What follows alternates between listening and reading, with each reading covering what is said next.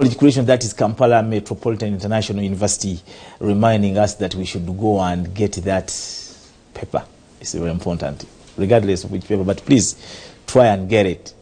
Well, it is a Monday, and of course we are here, Urban TV. My name is Miles Ramiti. We are here up to 10 o'clock. Yes, and of course, wherever you are watching, we appreciate you. Thank you so much being part of this broadcast. We appreciate you. Thank you. Of course, we know it's festive season. Can we say Merry Christmas, or we are too early to say Merry Christmas? But yeah, it is. For no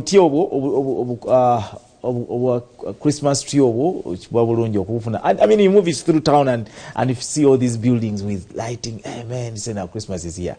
Festive season is here. Yeah, we are here. Well, of course, this morning I'm joined by one Danny Goto, the Executive Director of Innovation for Development, and Madame Jovia Gonza, Advocacy Officer here this morning. Talk about, other things away from what we are used to. Good morning, guys. Good morning. Glad to be here once again. But you come and you go away. You come, you take a whole year, you man. Yes, you should be here always. We have to run around on many spaces, including yours. So true. When I take a little, not so long though, but what is a little, Danny? A little is a whole year. Is less than a year. Less than a year, probably. Yes. Good morning. Good to see you, man. Yeah, good to see you. You are looking great. Thank you, sir. Thank you, sir. You too. You have not, been affected by COVID, at least. Really? Yeah, COVID did it. How do you know I'm not affected?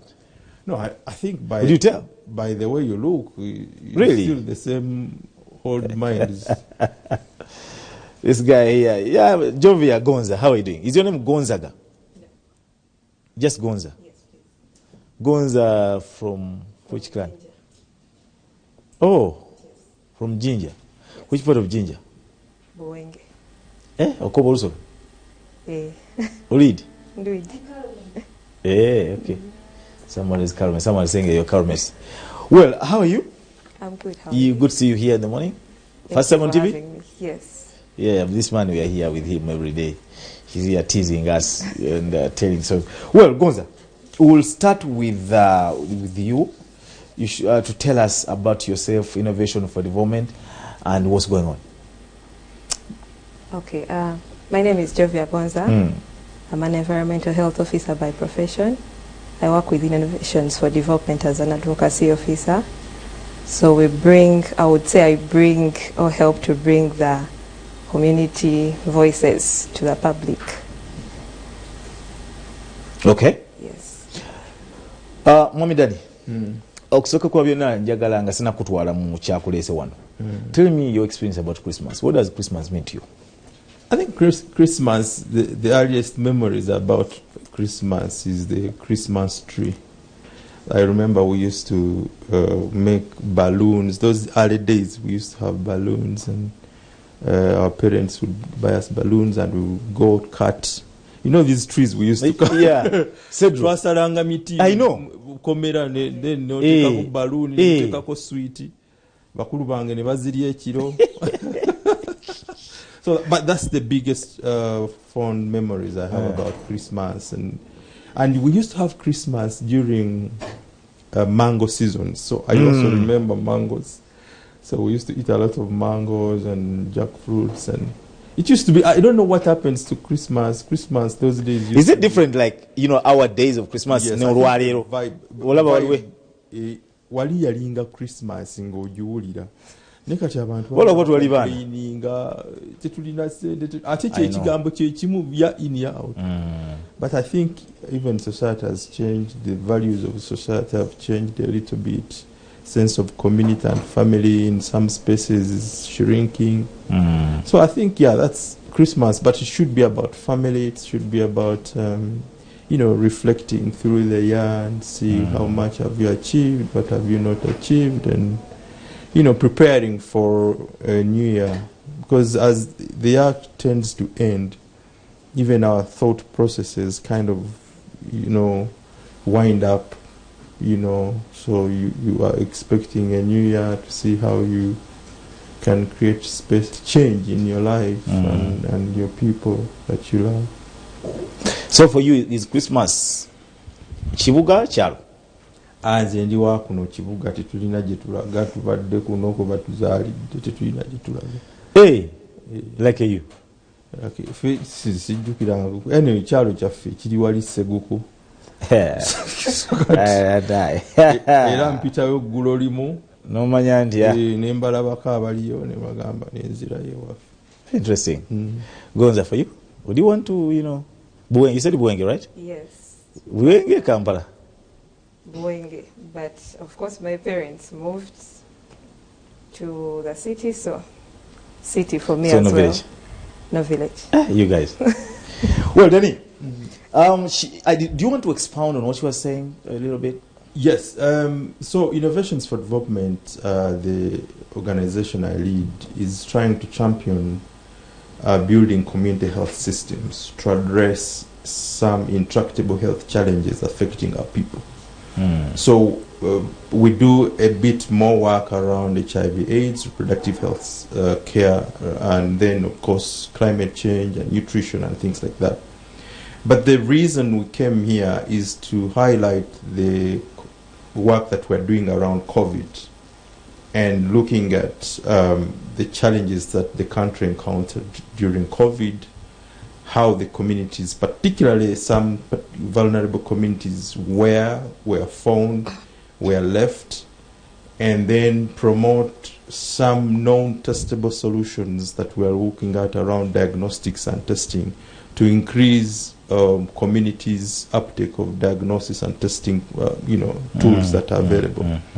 If you remember, when COVID came, we were caught really very unaware. We even didn't know the addresses of people, a common basic thing, let alone people being knowledgeable about preventive practices and ways of living. So we saw that there was a little bit of need to come back and see how we can better prepare communities, but also advocate for particular interventions that we think can boost community readiness to counter such pandemics. So in regards to a mapping and survey that we did, we found even after 2 years of COVID, people are still yet unaware about testing. COVID has not gone away. COVID is still with us, but it looks like a gone milestone when you run around the communities. Even the basic safeguarding practices that we used to have are no longer there. Yeah, yet, that's correct. In some countries, we are even seeing a new variants, like in the United States. If you've been following the news, they've gotten a new variant which is really, really hospitalizing many people. So we think that still more needs to be done about sensitization, about awareness, about preventive practices and protocols.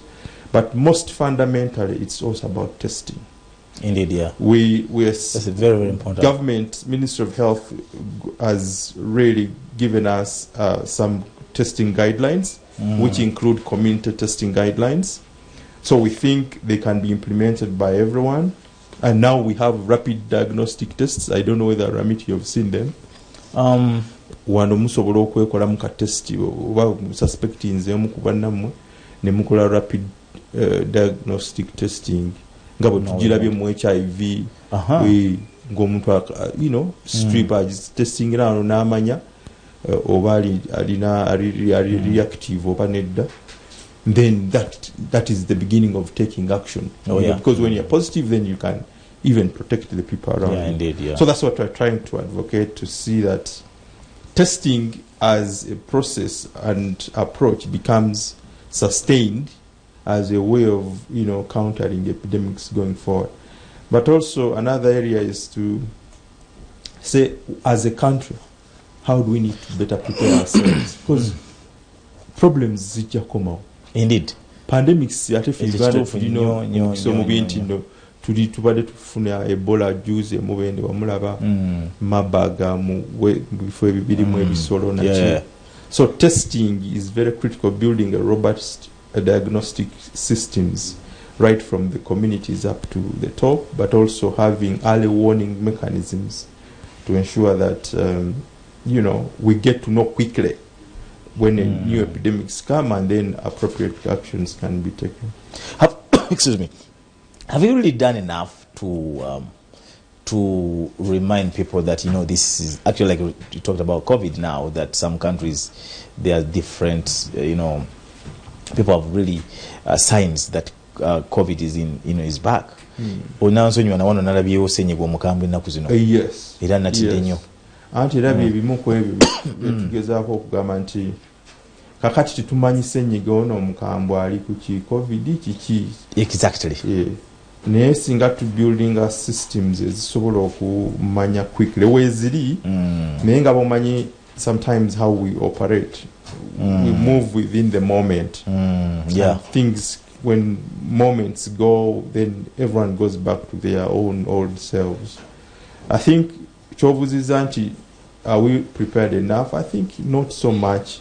There's more work that needs to be done, right from individual level up to national government investment and plans and systems getting in place. Yeah, because some of the challenges, as you know, we saw during COVID is awareness and health system teri strong, basawo olusi tebamala baje bali tebalina bikozesebwa oba nabo tebalina kumanyisibwa kumala. Yeah.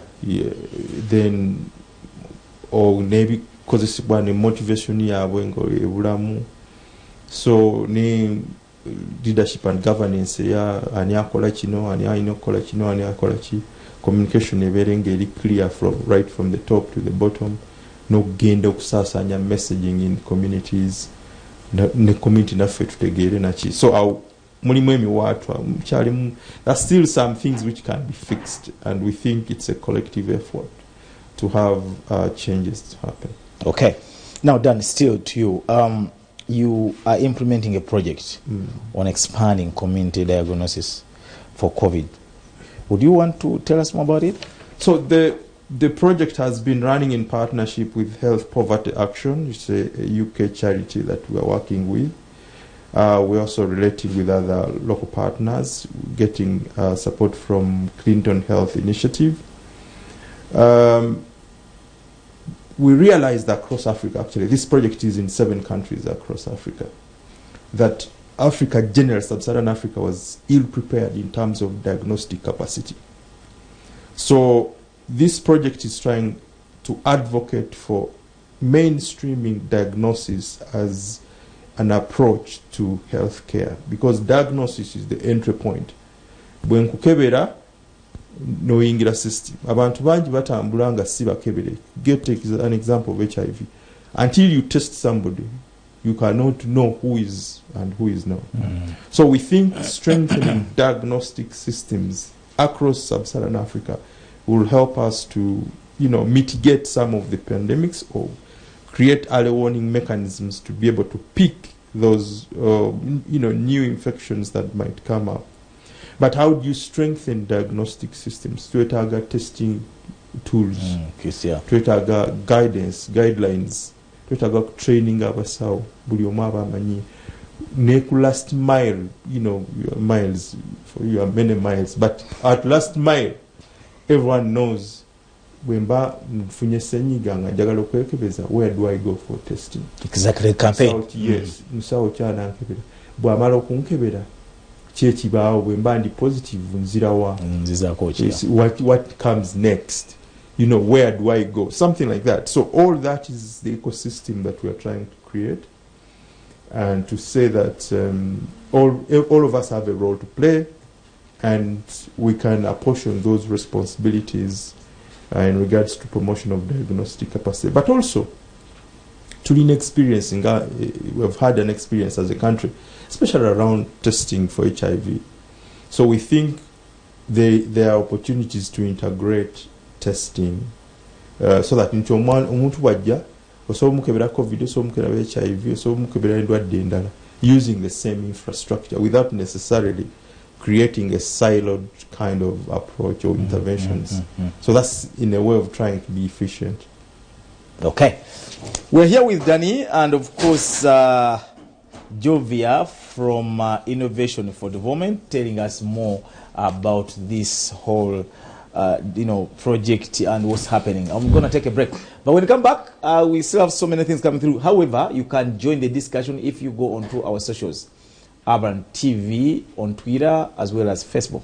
Urban TV Uganda. We'll take a break. Rasha continues after this. Well, Jovia, yes. I just want you to take us through the challenges encountered in the communities. Ngamulim community, some of the challenges.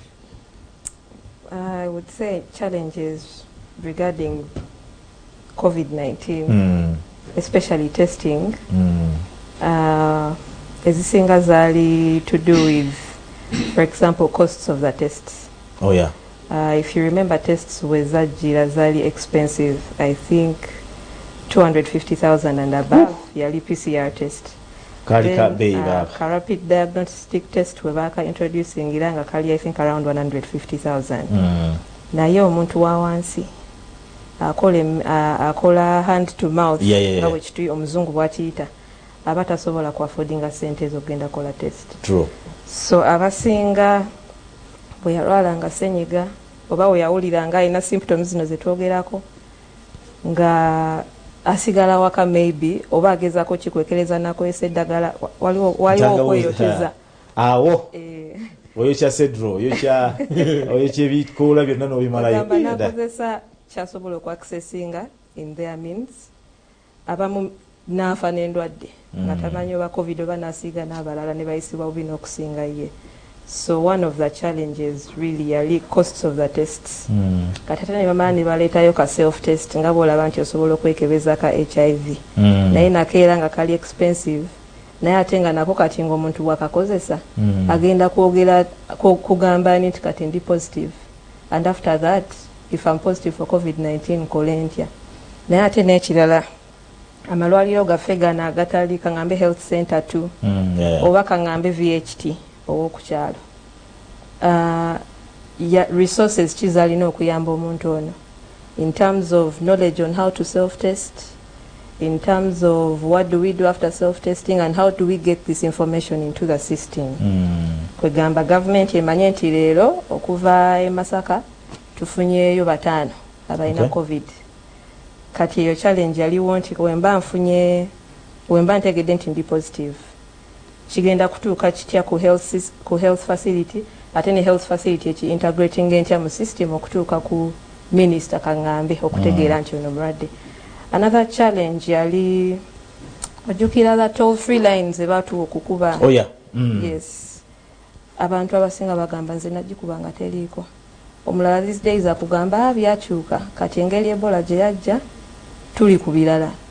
So wemba nina covid oba wemba nina kyenjagala okumanya in relation to COVID-19, in relation to testing, nkubewo essimu ng'ambaani chairman nasobola okutuuka ku abasobola okutuyamba okuleeta facility resources zetwetaaga. And another thing was again health workers sensitization on how to relate with the communities. Abamu bagamba bagenda okuba testinga naye nga bamugamba tonsemberera kale nga ne health worker alaga nti atidde talina enough resources kumuyamba kutuukiriza community kyeyetaaga. Those are the outstanding challenges I would. What do we need to do to address them? Some of the challenges. What should be done in your opinion? I would say, for example, ekikwatagana ku information, misinformation, oba myths ezaliwo in relation to COVID-19. How do we get this information? Information entuufu eri abantu. You know, social media is good and bad. Indeed, yeah. Osobola ogikozesa omuntu asobola oyisaawo kyayagala, for example on Twitter asobola oyisaawo kyayagala, and you cannot control who takes it up and who takes this information further to other people. But in relation with one of the solutions communities zebatuwa, can we use their local leaders, chairman, LC1, VHT, can we sensitize them on how to bring the right information to the people? Omuntu amanye nti newankubadde kano nakalabye ku Facebook, newankubadde kano nakalabye ku WhatsApp, sobola okugenda ewa musawo gundi ow'okukyalo alina information entuufu ekwatagana ku COVID-19 ne bweba endwadde endala enajja in future. N'ekirala abasawo baffe beetaaga sensitization but as well resources. Yes, tuba training and maybe tubayitako mu trainings once in a while ne tubagamba, but how can we do this continuously? Okulaba nti kyomugambye omujjukiza abamu ta receiving a COVID cases every day or even in a month, but in abajja for testing, but in abajja omubuuza ku COVID-19. Naye wobanga refreshing their memory, I would say, in terms of how to handle, in terms of how to relate with communities. Omuntu ne bwajja after a month nga to handling a COVID case, obeera with a bit of confidence on where to start. Yes, I don't know if yeah, just thank you, Jovia. Just to add on, you've emphasized the building community health systems, who tests at community information awareness. Nekati waliko ebiri structure. Those that relate, for instance, to access to diagnostics. And do you know that Africa, the entire Africa, we only produce 3% of our pharmaceutical need? 3%. 3%. The entire Africa. In tools like vaccines, it is less than 1%. All the things that we use come from outside. So in moments like pandemics, where there's a lockdown, freight systems and airlines are broken down, we are completely isolated. Yeah. And that's why people are saying Africans are going to die. So I think there's need to invest in building capacity for local production or within regions. So one of the advocacy that we're trying to do is that countries can come together. For instance, East Africa. If I'm producing for COVID, then another one can produce for malaria. I think that you've heard of that kind of advocacy. Yes. To share knowledge and resources to produce. But for you to produce a vaccine or a diagnostic toolkit, you have to have trained somebody to produce it, or to know how to produce it, or to know how to copy. So that requires a lot of resources in building capacity from the human resource perspective. But you also have to have the right policy framework to attract knowledge to come, because we do not have it. But if people see that there is some viability for them to come and invest in such technical issues, technical products, through policy incentives, they can come and then we protect them. I'm happy that there is some little bit of issues that are coming up in terms of local production of diagnostics materials. But then also, but are they up to standard? That is also another question that needs to be. How do we now? You've seen. Sorry, I don't want to use the name of some of these products I've seen. I don't know what I will tell you after here. Yes. I wouldn't. But how do we tell whether they are standardized or whether they are up to usage? I think there are protocols of and processes of evaluating standards. And Uganda, we have the National Drug Authority, which is mandated to support creating standards, supervising those pharma producers. It needs to be supported. It needs to be there are some gaps. They need resources. They need technical support, financial and otherwise. So that can be done, but we need to be there first. We need to have the diagnostic capacity. Actually, even for things that we know, for instance, malaria, we know we have malaria throughout the year. Why should we forever and ever import testing, regimens for malaria, those that we can produce. For new pandemics, yes, we could say maybe they've caught us unaware, but at least there has to be some level of preparedness going forward, building the human resource capacity, having finances, and then a structure. Do you know, like countries in Europe, there is something called the economy that relates to medicines and diagnostics, and it's huge. The pathogenic economy is very huge in some countries. Israel, a small country, exports over $15 billion of medical and diagnostic equipment. And Africa, with its population working together, can create this as an opportunity to earn money, and we produce all these things. But it requires a lot of... The tax of 3% really is very... 3% is just abnormal. And yet, when they are selling to us, they are selling them expensively. Yes. You remember COVID, Europeans were buying vaccines at 20% less than what Africans were, 20-40% less than what Africans were buying. And even when we would go to the market, the vaccines would not be there because one country or another has hoarded them for their own population. So that requires us to really be in position to prepare, or even have a reserve pool of resources so that. But this business of ukagwawo kendya kireeta obuzibu nti ebizibu bwe bijja otaawa nnyo. Era kyetugamba n'abantu mu communities nti we don't know when the next epidemic or pandemic will come. Nenga gwe omuntu ku nyumba yo okoze otya, tulina bye tulina okukola ebiri preventive. I think the campaign should go there now. Yes, the campaign we're trying. Wow. Okoze otya. I'll tell you, sorry to cut you short, Danny. Where I do my gym, we do so many things with the football and other things. So there's this guy who has yaja inafru nyaman nenera likira ochitegere. So we do football, then we do volleyball, then eventually gym and steam. Kati nali nyimirira wala ofuna bulungi, then eventually tulina ku associating and of course tugenze mu maybe mu steam. I said ochitegera ndoza because natimanyi ntiamu neralikira. Next thing we awareness, maybe our homes or even schools now, tubanange tudemu tukole ki tunabe engalo, or what else, social distance, mask, social distance. Maybe we can start from there. I really agree with you. Kubanga nebye tubadde tukolako emabega oti tukyalikola. Nzijukira just recently immediately after COVID, I came to this studio.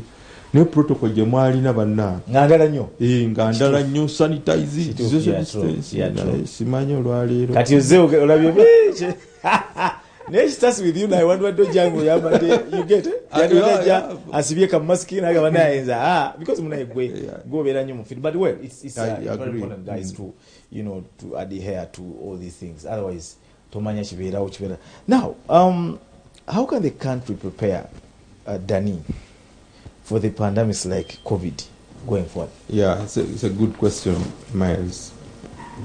First of all, we need to have a comprehensive policy framework that looks at the different variables that determine health, but we treat as social determinants of health. Now, social determinants of health play out more worse in marginalized, informal, or poverty-stricken areas. Kakati government erina okuteekako policy egamba nti nno bwetubanga tusupplyinga diagnostics mu communities zino tuteekayo byenkana ki era baani abasinga okukosebwa okubamanya. Jjukira COVID yajja nga tetumanyi na nnyumba ze tulina, nga ennyumba ezimu baatugamba nti mu Kampala wano tosobola na kutuukayo, you can't reach them, they're not accessible. But we know that there are emergencies where we would need to access such spaces. So the planners can think in that direction. The people who are investing in policies and creating the enabling environment to support gwomuntu owansi oba manufacturers betugambye okuleeta utandika producing locally can be done by government. Then us as individuals, ordinary citizens, we have to be health seekers, information seekers for health and issues in regards to our social well-being or health well-being. Omanyi nti no gwobeera ku Google oko, when they are checking what Ugandans read most on internet, what you mean? No, I have no idea. It is sports. Yes, they are searching about Manchester United losing or winning Premier League. For real? Yes. Health. But I thought, knowing but not even issues notice. about health. We're going to checking Google from your No, I agree with you because even me, the first health thing the chili come maintain.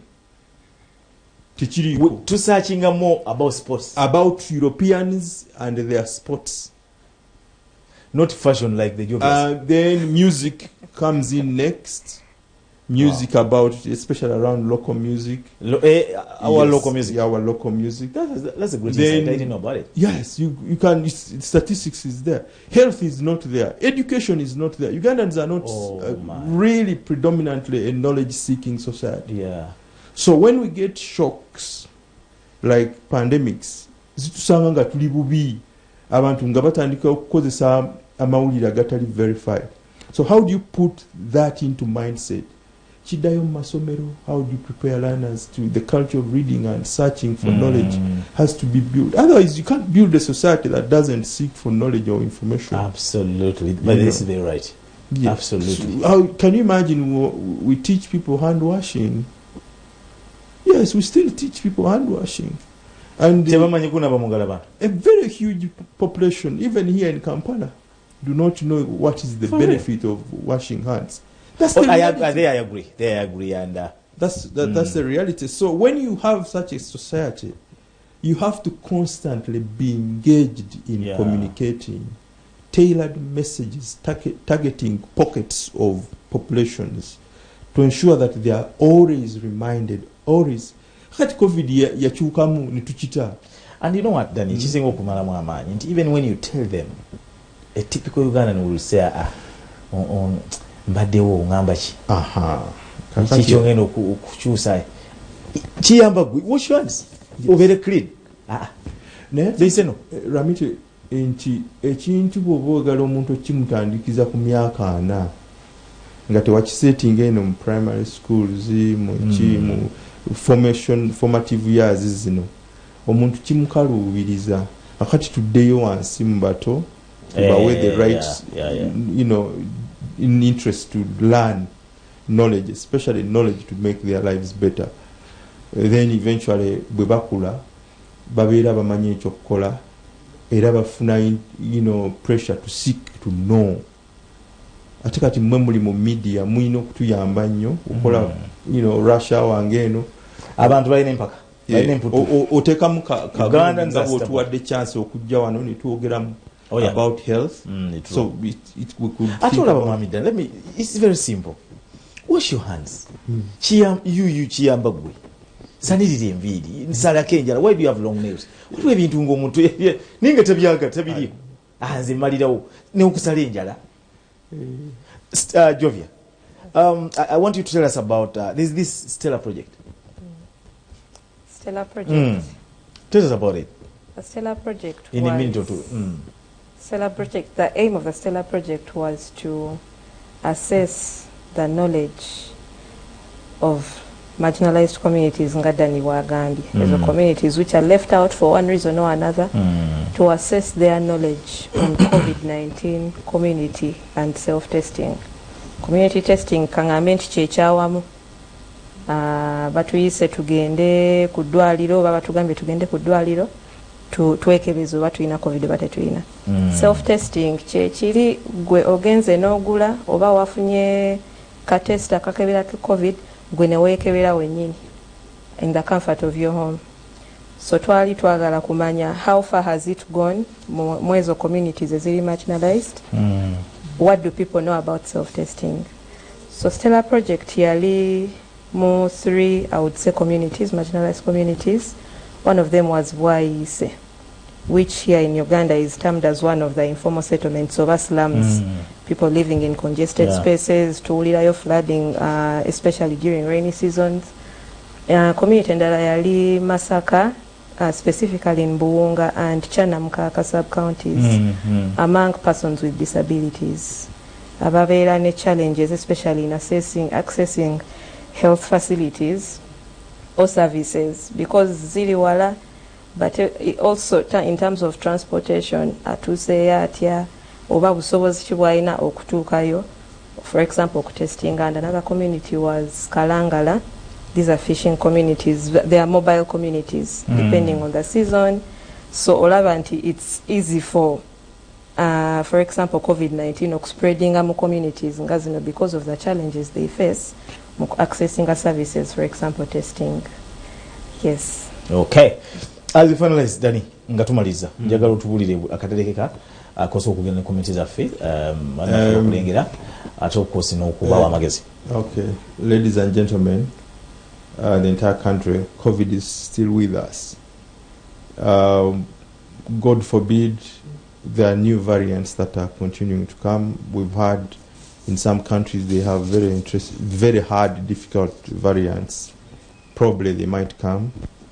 We urge the public to continue being informed about COVID. Where you feel that you need to mask, please take a coca mask. Yeah. When you feel you are not okay, don't get into the crowds. When you think somebody is not really okay, chamula, bambi, mwe space, we could create the distance. But also, mufeyo kukebeza. Akati tulina opportunity nti mulimu rapid diagnostics ate kati tusaba government etuleetere ne new versions of testing ze bakoze nga tekyali invasive kufumita nnyo mu nnyindo waliwo testings ezikoleddwa government ezireete nga omuntu tawulira nti nno banyigiriziddwa nnyo okumusokola mu mimiro baki. So that is there now. Tusaba abantu bagende beekebeze, especially nga batulabi signs ne za COVID. Abalina obulwadde beekuumire mu bifo ebyo baba nga tebalina kubusiiga balala. N'okulya obulungi n'okukuma obuyonjo ebintu bye tumanyi nti abantu bagenda mu festive season now balina okuba ne social distancing eyo nkulu olaba nga especially now that we're going into the festive season we anticipate that there could be a little bit of surge in community. Yes, because we have people coming from outside. Yeah. And we suspect that they could come along with new variants that, for instance, the variant in the US.